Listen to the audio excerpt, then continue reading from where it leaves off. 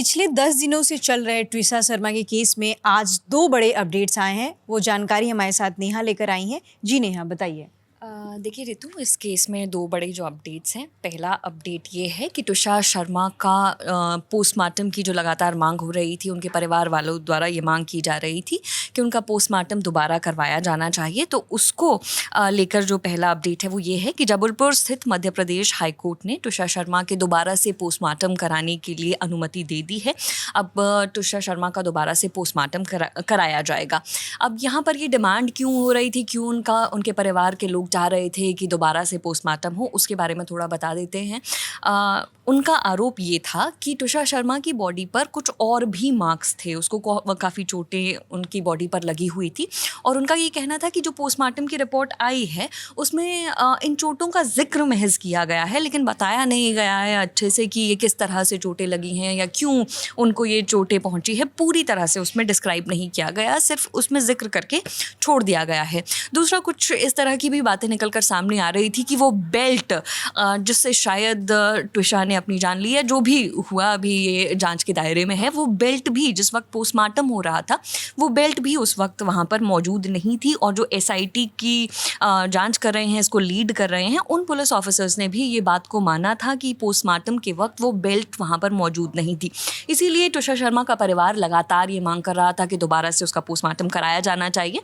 और अब ये मांग एक्सेप्ट कर ली गई है मध्य प्रदेश हाईकोर्ट द्वारा, और अब दोबारा से जो है ये पोस्टमार्टम होगा। अभी तक जो जानकारी सामने आई है उसमें ये कहा गया है कि एम्स दिल्ली या फिर एम्स जम्मू के डॉक्टर्स जो हैं ये दोबारा से पोस्टमार्टम वाला जो प्रोसेस है वो करेंगे। हालांकि अभी कंफर्म नहीं है, जैसे ही कंफर्म होगा हम अपने दर्शकों को ज़रूर बताएंगे।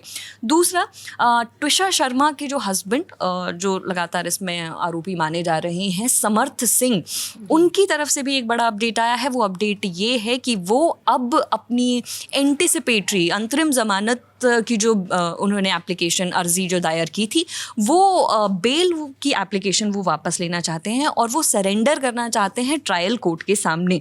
ये एक बड़ी बात है, सरेंडर वो करेंगे। लेकिन इसमें एक और पेच भी है यहाँ पर। उनके जो एडवोकेट हैं मृगेंद्र सिंह, उनका ये कहना था कि हाँ ये बात सच है कि वो एक तो अपनी बेल की अर्जी वापस लेना चाहते हैं और दूसरा सरेंडर करना चाहते हैं, लेकिन वो चाहते हैं कि जिस दिन वो सरेंडर करे उसी दिन उनकी बेल पर फैसला भी हो जाए। अभी उन्होंने एंटीसिपेटरी बेल की अर्जी पहले डाली थी, अब वो चाहते हैं कि वो एक बार ट्रायल कोर्ट में पेश हो जाएं और उसके बाद एकदम से उनकी बेल पर फैसला ले लिया जाए और बेल उनको दे दी जाए। हालांकि ऐसा होता है या नहीं ये तो वक्त ही बताएगा, कोर्ट ही डिसाइड करेगा। लेकिन ये 2 बड़े अपडेट्स इसमें आए थे। दोबारा से पोस्टमार्टम होगा, एंटिसिपेटरी बेल मिलेगी।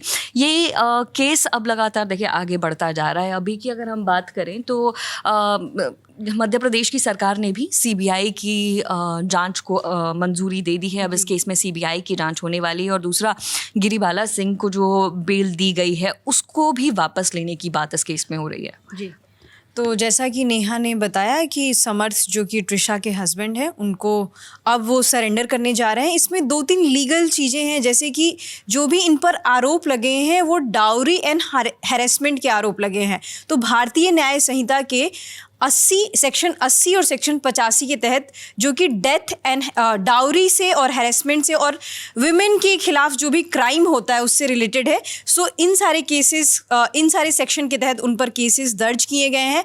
आगे इस बारे में जो भी अपडेट्स आएंगे हम आप तक पहुंचाते रहेंगे। देखते रहिए दिल अलन टॉप।